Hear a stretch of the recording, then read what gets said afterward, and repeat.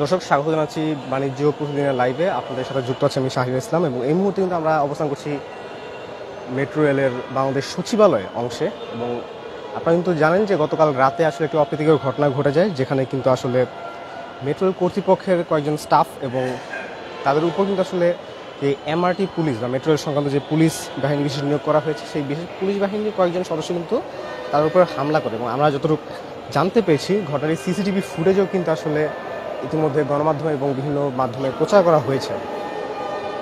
পাশাপাশি আমরা যতটুকু শুনতে পেরেছি যে গতকাল রাতে আসলে ট্রেনে ওরা কিন্তু পোশাক ছাড়া, অর্থাৎ নির্ধারিত যে এমআরটির পোশাক, সেই পোশাক ছাড়া কিন্তু আসলে অনেক পুলিশ সদস্য এবং টিকিট ছাড়াও তারা এসেছিলেন এবং ভ্রমণ করার চেষ্টা করেছেন। এবং সেই সময় সেই বিষয়ে জিজ্ঞাসাবাদ করা হলে এমআরটির যে মেট্রো রেলের বা ডিএমটিসিএল যে সংস্থায়, সেই ডিএমটিসিএলের লোকজন স্টাফ যখন সেই বিষয়ে জিজ্ঞাসাবাদ করে, তখন কিন্তু আসলে সেই পুলিশ সদস্যরা খারাপভাবে রুক্ষ ব্যবহার করেন বলে আমরা জানতে পেরেছি। এবং তার পরবর্তীতে কিন্তু আরও এক দফা এরকম রুক্ষ ব্যবহার করা হয় এবং তার পরবর্তীতে আসলে এই হামলা ঘটনাটি আসলে ঘটে। যে অনেককে আসলে আমরা দেখেছি, অনেক গণমাধ্যমে এসেছে যে তাদেরকে আসলে মারধর করা হয় এবং যে মেট্রো রেলের বিভিন্ন স্টেশনে থাকা যে এমআরটি বা পুলিশ সদস্যদের, যে মেট্রো রেল এমআরটি পুলিশ সদস্য যাদের এই পুলিশ সদস্যের যে ঘরটি, সেই ঘরে নিয়ে গিয়ে অনেকে নাকি মারধর করা হয়েছে, এমনকি আমরা আসলে শুনতে পেয়েছি। দর্শক, তার পরবর্তীতে কিন্তু আসলে রাতের দিকে মেট্রো রেল কর্তৃপক্ষ থেকে একটা প্রেস রিলিজ দেওয়া হয়। সেখানে কিন্তু আসলে ঘোষণা দেওয়া হয় যে অনতিবিলম্বে 1 কার্য দিবসের মধ্যে দোষীদের গ্রেফতার করা না হলে, অনতিবিলম্বে 1 কার্য দিবসের মধ্যে দোষীদেরকে গ্রেফতার করা না হলে এবং গ্রেফতার করার দাবি এবং পাশাপাশি অন্যান্যদের পাশাপাশি কিন্তু ক্ষতিপূরণ এবং তারা প্রকাশ্যে ক্ষমা চাওয়ারও দাবি জানিয়েছিলেন মেট্রো রেল কর্তৃপক্ষ। এবং তার পরবর্তীতে কিন্তু আসলে তারা বলেছিলেন যে তারা কর্মবিরতি পালন করবেন। এবং সকাল থেকেই কিন্তু আসলে কর্মবিরতি কিছুটা ছিল এবং প্রায় 3 ঘন্টা কর্মবিরতি পালন করার পর কিন্তু আসলে এখন আমরা দেখতে পাচ্ছি যে মেট্রো রেলটি এখন চালু হয়েছে এবং জনগণের মনে স্বস্তি ফিরে এসেছে। এবং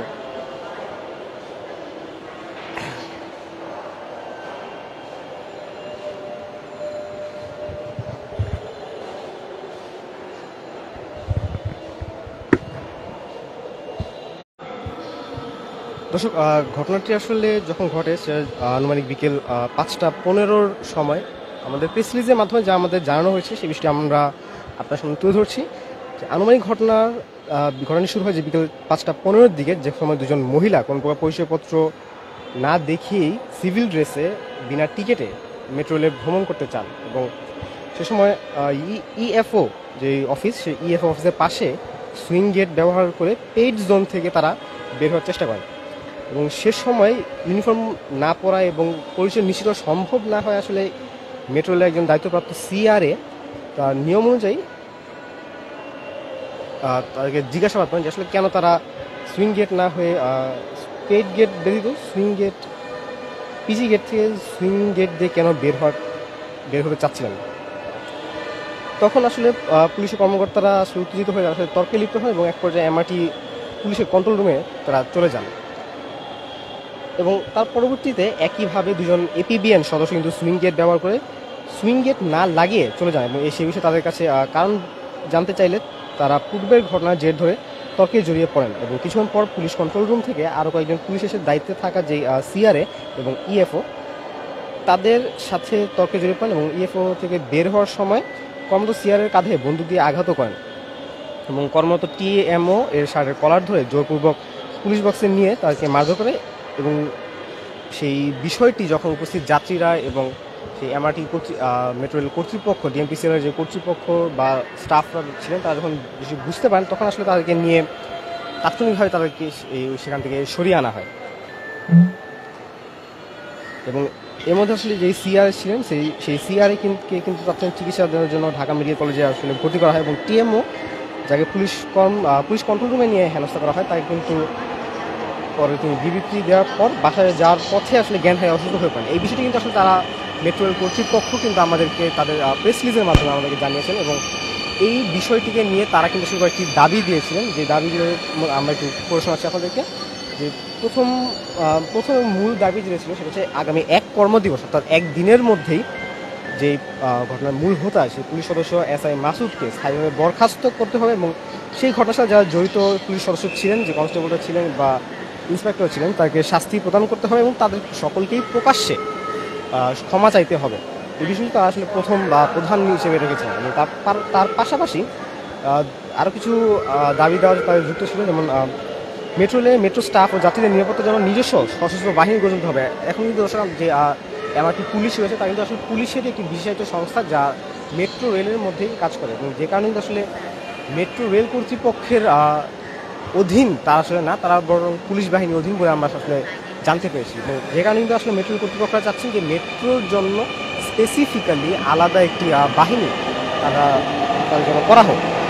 পাশাপাশি এমআরটি পুলিশকে অবিলম্বে বাতিল করার একটি দাবি তারা দিয়েছেন এবং স্টেশন দায়িত্বরত সিআরএটিএমও স্টেশন কন্ট্রোলার সহ অন্যান্য যে সকল কর্মীরা রয়েছেন, স্টাফরা রয়েছেন, তারা সবাই নিরাপত্তা নিশ্চিতের জন্য তারা আসলে কথা বলে যাচ্ছেন এবং অফিসিয়াল পরিচয়পত্র ছাড়া এবং অনুমতি ব্যতিরেকে কোনো ব্যক্তি যেন স্টেশনের পেইড জোনে প্রবেশ করতে না পারে তা নিশ্চিত করার জন্য কিন্তু তারা আসলে দাবি তুলেছেন এবং আহত কর্মীর সম্পূর্ণ চিকিৎসার দায়িত্ব কর্তৃপক্ষকে আসলে নিশ্চিত করার কথাও তারা বলেছেন।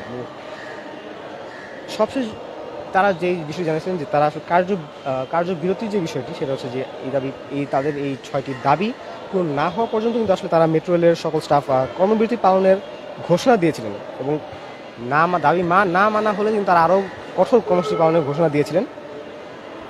এবং তার পরবর্তী কিন্তু আজকে আসলে সকাল থেকে আনুমানিক 3 ঘন্টা যাবৎ কিন্তু আসলে মেট্রো বন্ধ ছিল না, কিন্তু তাদের টিকিট কাউন্টারগুলো আসলে বন্ধ ছিল এবং যাতে অনেক ক্ষেত্রে আমরা দেখেছিলাম যে ফ্রিতেও অনেকে যেতে পারছেন। এই বিষয়টি আসলে আমরা বিভিন্ন গণমাধ্যমে আসলে আমরা শুনতে পেরেছি বিষয়টি।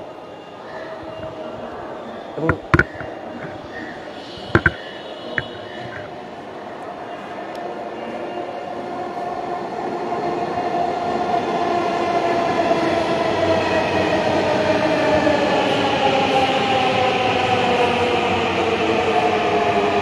গণমাধ্যমে আমরা এই বিষয়গুলো আসলে শুনতে পেরেছি এবং তার পরবর্তী কিন্তু আসলে মেট্রো কর্তৃপক্ষ 3 ঘন্টা পর তারা পূর্ণরূপে তারা আসলে তার কার্যক্রম পরিচালনা শুরু করেছেন এবং এখন পর্যন্ত কিন্তু আসলে সব কিছু স্বাভাবিকভাবেই চলছে। আপনি দেখতে পাচ্ছেন যে মেট্রো ট্রেনগুলো আসছে যাচ্ছে এবং কিছু আগে নিচেও আমরা দেখেছি যে আসলে টিকিট কাউন্টারগুলোতে টিকিট কেনাবেচা হচ্ছে এবং কার্যক্রম কিন্তু এখনও চলমান রয়েছে। দর্শক, এই মুহূর্তে সর্বশেষ আপডেট হচ্ছে যে 3 ঘন্টা সেই কর্মবিরতির পর মেট্রো রেলের বর্তমান সকল কর্মসূচি এখনও তারা স্থগিত করেছে, তাদের কর্মবিরতি আসলে তারা স্থগিত করেছে এবং এখন পর্যন্ত কিন্তু তাদের এই মেট্রো রেলটি চলমান রয়েছে এবং তাদের যেই কর্মবিরতি ছিল সেই কর্মবিরতি তারা আসলে স্থগিত করেছে।